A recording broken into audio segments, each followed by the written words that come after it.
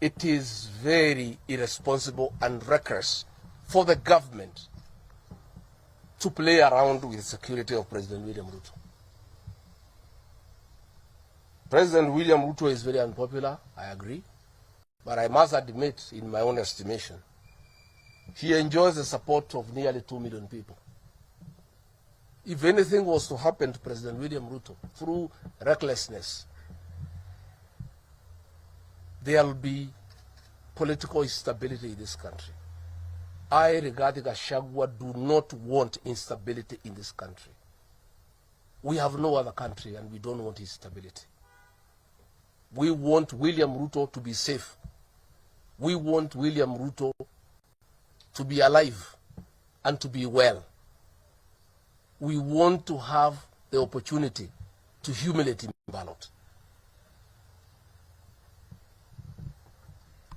What is the problem? The problem of the security of William Ruto is that he has a CS interior who is naive, childish, and juvenile.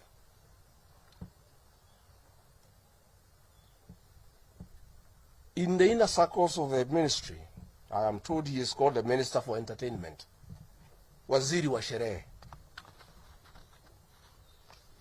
Security chiefs are telling me he is not available to be briefed on the security of the country.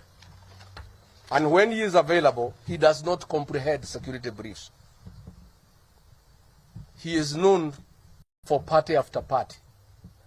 He is too excited by the position. He is partying the whole night. And security chiefs cannot reach him. And when they do reach him, he is unable to comprehend the security.